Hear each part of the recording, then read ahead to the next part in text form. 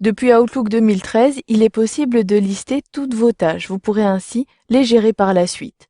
Pour commencer, je peux directement depuis l'interface de la messagerie accéder aux tâches. Pour cela, depuis le volet des dossiers, situé plutôt en bas, vous avez les 3 points qui apparaissent. Cliquez et dans le menu contextuel, vous pouvez accéder aux tâches. Par contre, si vous souhaitez avoir toujours les tâches visibles, cliquez ici, positionnez votre curseur au niveau du bord, puis cliquez, maintenez le clic et déplacez vers le haut.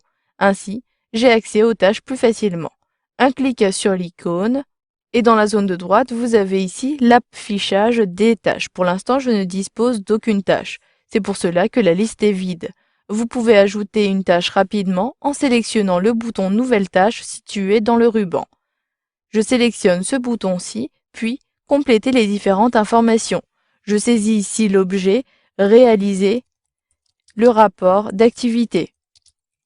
Ensuite, compléter éventuellement les dates de début et l'échéance. Ainsi, je peux me fixer une date de début. Je souhaitais et j'ai commencé déjà ce rapport le 14. Je sélectionne donc le 14. Puis, vous pouvez modifier l'échéance.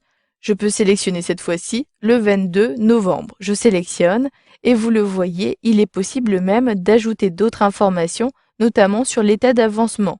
Si je sélectionne le menu déroulant, vous pouvez sélectionner non commencé, en cours, terminé, etc. Pour l'instant, je commence et je sélectionne en cours de réalisation. La priorité est plutôt haute, puis dans la zone de droite, vous pouvez même modifier le pourcentage d'avancement. En dessous, il s'agit d'ajouter des rappels pour vous prévenir de cette tâche. Je coche et je peux ainsi décider d'avoir un rappel le jour de l'échéance ou un peu avant. Je clique sur le menu déroulant et je souhaite avoir un rappel le 21. En dessous, il est possible d'ajouter une description supplémentaire. Saisissez votre description, puis une fois que vous avez terminé, sélectionnez Enregistrer.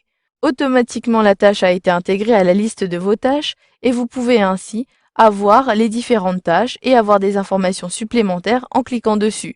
Si vous souhaitez la modifier, double-cliquez, vous accédez à cette nouvelle fenêtre. Je peux modifier par exemple la date d'échéance et la mettre à aujourd'hui ou encore à hier. Si je clique ici sur hier, je décoche le rappel et je sélectionne Enregistrer. Maintenant, si je sélectionne à l'extérieur, ma tâche est apparue en rouge. En effet, j'ai un retard sur cette tâche, c'est pour cela qu'Outlook l'a mise en rouge.